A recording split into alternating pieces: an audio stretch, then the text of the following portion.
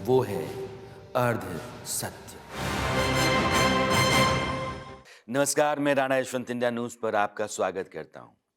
महंगाई, बेरोजगारी, नाकामी, बेदर्द जमाना, पापा की उम्मीदें, भाई बहनों की शादियां, माँ का रखा गिरवी गहना, करियर, कोचिंग, कुछ पूरा कुछ अधूरा सपना। एक आदमी की ये जो बड़ी सी दुनिया है, इसके इकलौते वारिस हैं अमित भड़ाना। नाम जानते होंगे आप।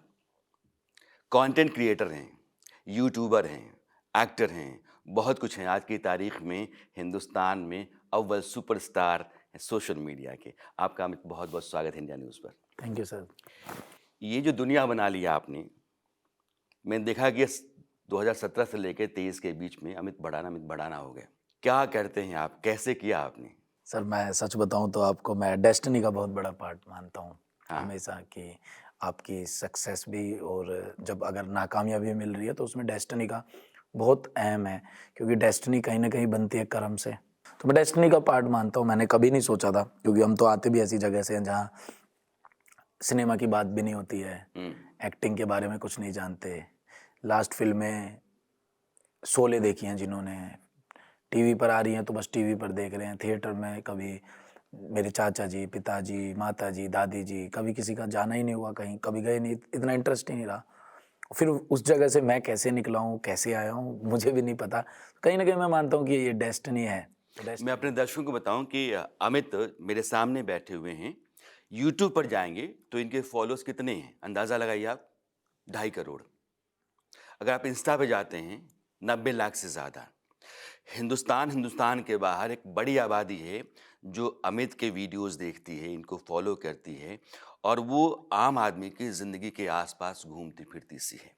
ये जो आप कंटेंट उठाते हैं, स्टोरी उठाते हैं, ये कैसे उठाती हैं? पूरी तरीके से खाँटी मिडिल क्लास की कहानियाँ होती हैं और हम जो रोज़ देखते हैं, अमित बस उसको लेकर के अपने कंटेंट में आ जाते हैं। ये कैसे संभव होता है? मैंने जिया है सर वो। हुँ, वास्तविकता ये है कि मैंने जिया है। तभी मैंने जब वीडियोज़ बनाने शुरू किए थे तो काफ़ी लोग मुझे कहते थे कि ये तरीका नहीं है, मतलब तरीका थोड़ा आपको कूल बनना पड़ेगा, थोड़ा-सा आपको जनरेशन जैसी जनरेशन है उसके हिसाब से चीज़ें करनी होगी, फिर जनरेशन चेंज होगी, फिर आपको उस हिसाब से करनी होगी। लेकिन मुझे लगता है कि जो आप जी रहे हैं, जो आपने जिया है, जो आपने देखा है, वो सबसे अच्छा कंटेंट है और वो हमेशा रिलेटेबल रहेगा एक मिडिल क्लास के लिए। जैसे कि अभी मैं आपसे बात करने लगूँ कि एक नाटक आता था शकला का बूम बूम, हुँ, तो आप कहेंगे अरे हाँ, आता था। अब मेरी उम्र का ही जो लड़का है, जो मेरे साथ पढ़ा है या 90s है, तो वो एकदम से बोलेगा अरे भाई हाँ, शकला का बूम बूम आता था, हातिम ताई आता था, क्योंकि वो जिया है हमने, उसकी रिलेटेबिलिटी है हमारे पास। तो मुझे लगता है कंटेंट हर तरह का बनता है, हर स्वरूप में बनता है, हर एक उस तरह जैसे 90s में जिस तरह की फ़िल्म्स बनती थी। मुझे लगता है कि आप वहाँ से शुरू होंगे जहाँ आप अपने करियर के लिए ऑप्शन ढूँढ रहे हो कि जीवन में क्या करना चाहिए, कैसे करना चाहिए। मैं देखता हूँ कि आपका एक दोस्त है जो आपके साथ कोचिंग का पार्टनर है, कहता है कि यार मैंने अपनी दुकान बंद करनी होती नहीं होती तो फिर कोचिंग का पैसा हमने कैसे दिया होता। तो वो आपका पार्टनर एक है, 2 लोग और आपके साथ दिखते हैं, तो एक पूरी मंडली आपकी दिखती है और मंडली जो है वो लोगों को बाँध के रखती है। ये मंडली यार दोस्त हैं या फिर आपके नाते रिश्तेदार हैं? कहाँ से मंडली खड़ा किया? शुरू में तो अकेले ही मैंने सब कुछ स्टार्ट किया है। बस डिस्कस मैं सबसे करता था। हुँ, जो साथ के यार दोस्त थे वो सपोर्ट करते थे। फिर जैसे-जैसे वीडियोज़ बननी शुरू हुई तो प्रोफ़ेशनल लोग भी काफ़ी बार हमने हायर किए कि जो प्रोफ़ेशनली एक्टिंग करते हैं। बाकी जो अपनी टीम है, जो अपने इर्द-गिर्द लोग हैं, जो काम करना चाहते हैं, जिनका मन है कि यार हाँ, एक्टिंग करते हैं, तो वो करते हैं। कुछ लोग ऐसे होते हैं जो करते हैं, फिर वो सोचते हैं कि हम भी अपना कुछ करते हैं, फिर वो भी अपना कुछ करते हैं। तो हर एक डिफरेंट तरह के लोग हैं। हुँ। मतलब टीम में परिवार भी है। अच्छा, टीम परिवार तो वाले भी पहली हैं। बात परिवार ही है। हुँ। पहली तो टीम परिवार ही है, लेकिन टीम बनी कैसे है? टीम में परिवार के भी सदस्य हैं, भाई भी हैं, दोस्त भी हैं, प्रोफेशनल लोग भी हैं। कुछ पहले से भाई थे, कुछ प्रोफेशनल भाई बन गए। हुँ। ऐसे ही चलता है सर। तो मैंने कहा अमित, नहीं। आप एक मध्यम वर्गीय परिवार से हैं और आपसे बातचीत करके मुझे लग रहा है कि आप धार्मिक हैं, आध्यात्मिक भी हैं, आप लोगों के कष्ट से दुखी होते हैं। जो आदमी गरीब है उसकी मदद कर दें, ऐसा आप सोचते होंगे। पैसा आपने बहुत कमाया है, चूँकि लोग कहते हैं कि अमित भड़ाना तो बहुत बड़े स्टार हैं, अब तो पैसा बहुत कमाते हैं। तो आपके पैसे का इस्तेमाल सिर्फ़ आपके बिज़नेस को बढ़ाने में होता है या फिर आप ऐसा भी काम कर सकते हैं करते हैं जो आप सोचते हैं?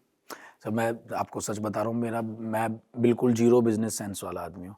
मेरे आसपास के जो मेरे भाई हैं वो काम संभालते हैं मेरा, वो काम देखते हैं, मुझे बिल्कुल बिजनेस आइडियाज़ नहीं है, कुछ भी नहीं। मेरे जीवन का एक सपना था कि मैं एक तो अपने चाचा जी, दादी जी और माता जी के लिए घर लेना चाहता था। मेरी हमेशा से तमन्ना रही है कि मेरे सगे भाई, मतलब जो मेरा सगा भाई और मेरे चाचा जी के बच्चे, हम जीवन भर साथ रहें, क्योंकि हमारे पिताजी और हमारे चाचा जी साथ थे।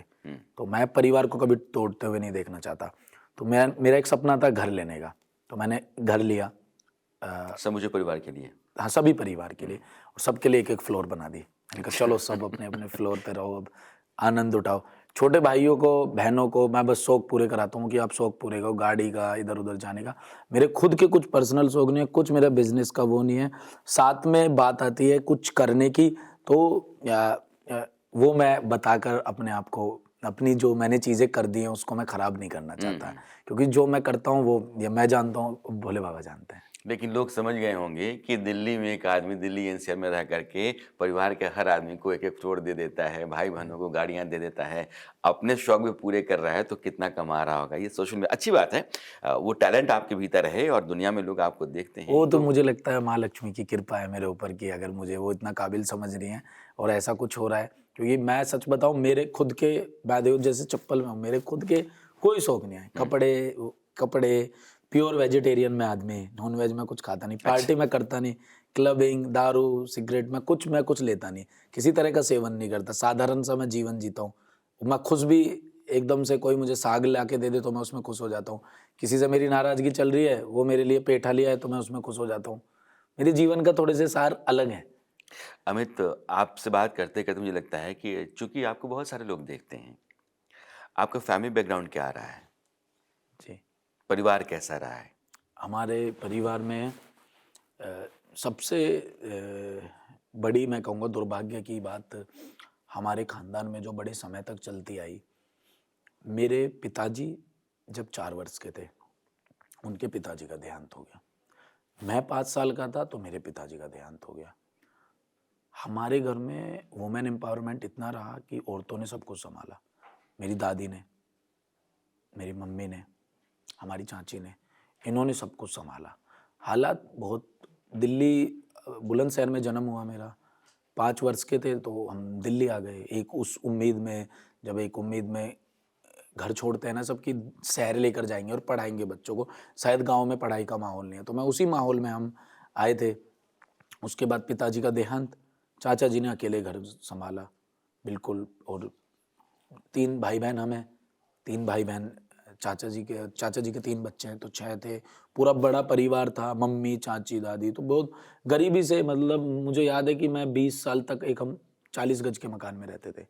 30-40 गज का वो मकान था। एक ही फ्लोर पे, एक ही था, उसमें 2-3 कमरे थे। उसी में हम रहते थे। तो समय मैंने बहुत गरीबी में बताया, लेकिन मुझे लगता है कि वो समय मुझे याद है तो वो मेरे दिमाग पर हावी नहीं करता किसी भी चीज़ को ना। जब मुझे कोई चीज़ एकदम अहंकार में आती है ना कि अरे क्या बात है, ये चीज़ होने जा रही है अब हमारे साथ, अब हम इतने बड़े हो गए, तो वो जो मेरा समय है ना वो मुझे वापस वहीं पर ले आता है। कि क्योंकि ऐसा लगता है कि यार वो समय से यहाँ निकल कर आए हैं ना, यहाँ तक पहुँचा है, इसको मेंटेन करना बड़ा ज़रूरी है। एक कहावत है कि बहुत ज़रूरी है बड़े होकर बड़ा रहना। आपको ये बात तो ध्यान में है कि 20 साल तक 40 गज के कमरे में हम लोग रहते रहे, पूरा का पूरा परिवार।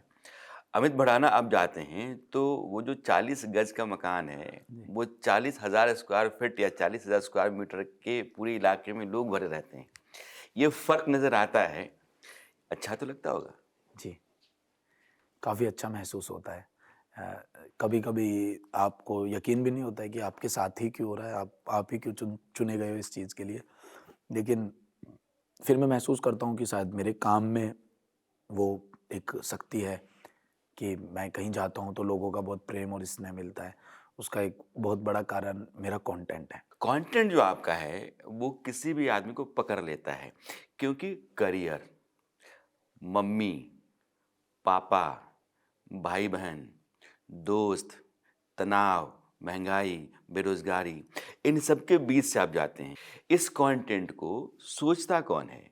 नींव और सोचना तो ये तो मैं ही करता हूँ।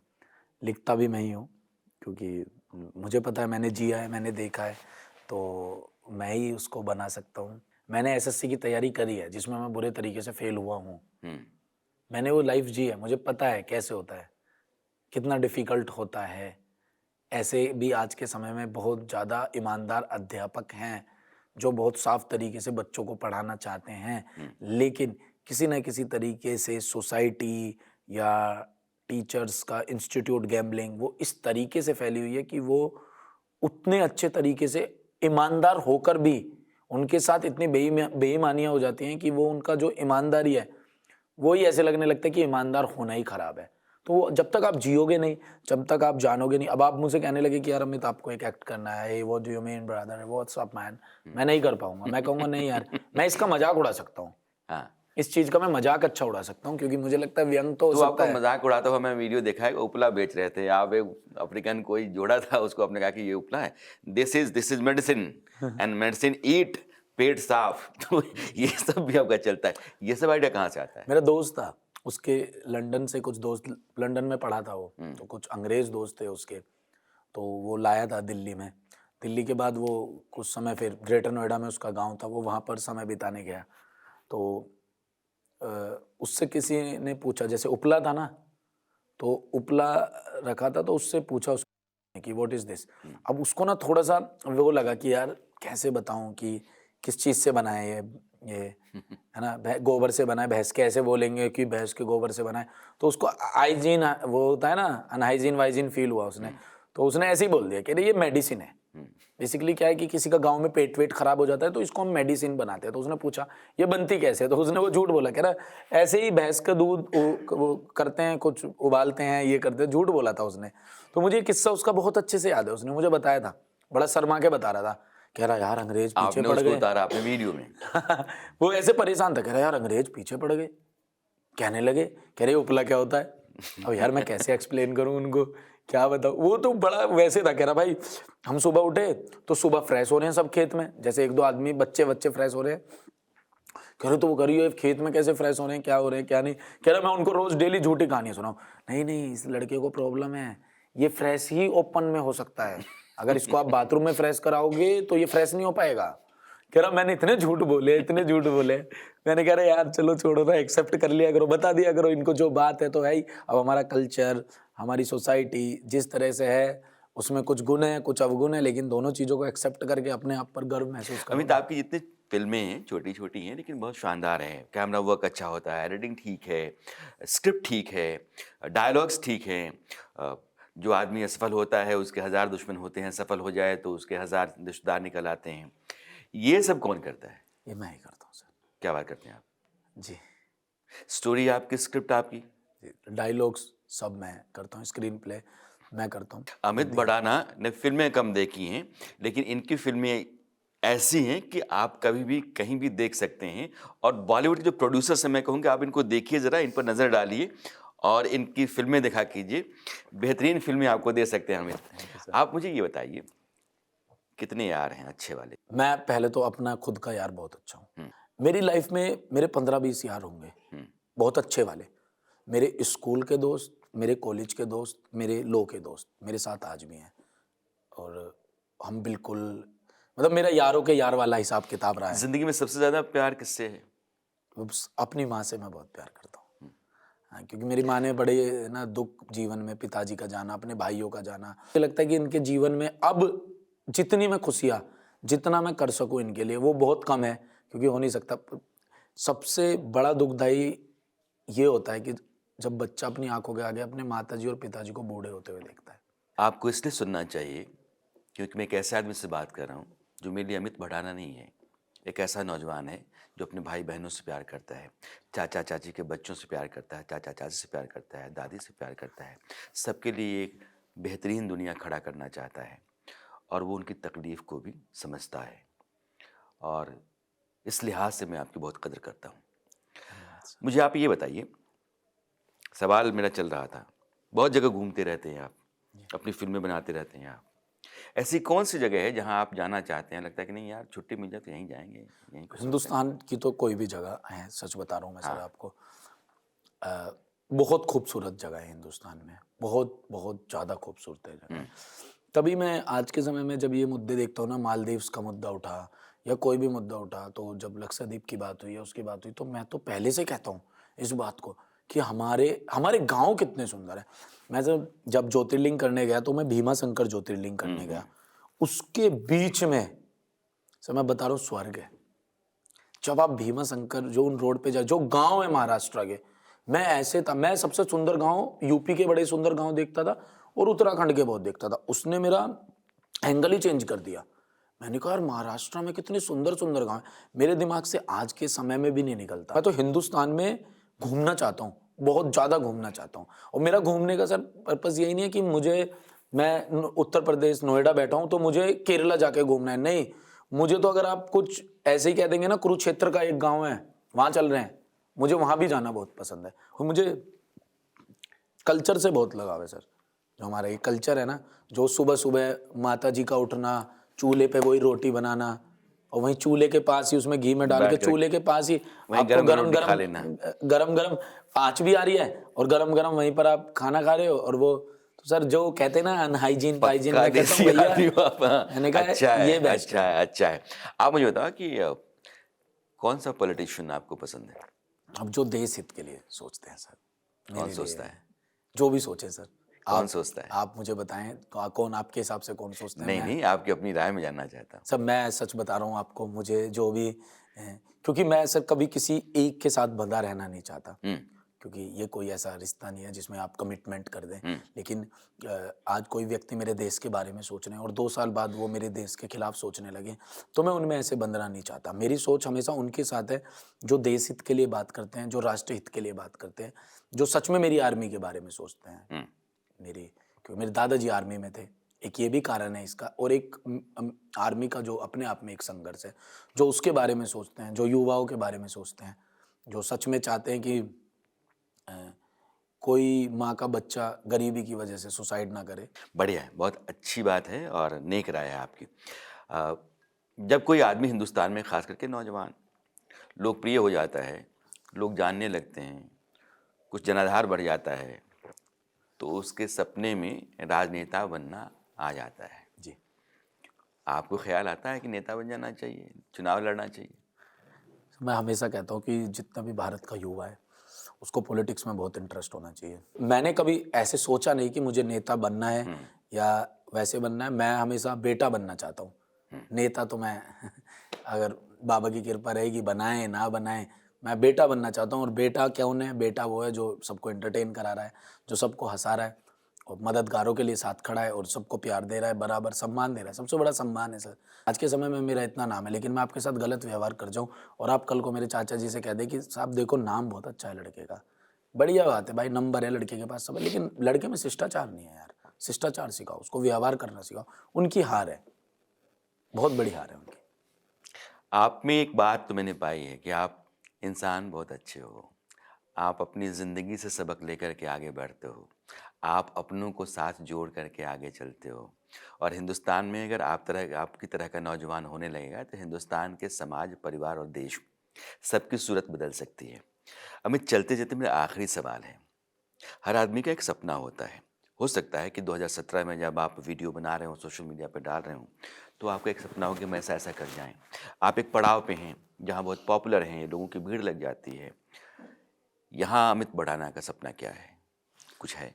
मैंने जीवन में अ, सपनों को टूटते हुए जब देखा है, तो मैंने अपने आप को कामयाब होते हुए देखा है। प्रेम किया है?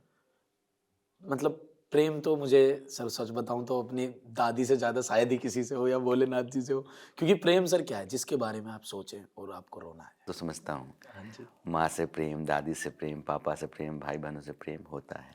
जी। अमित भड़ाना को इश्क हुआ?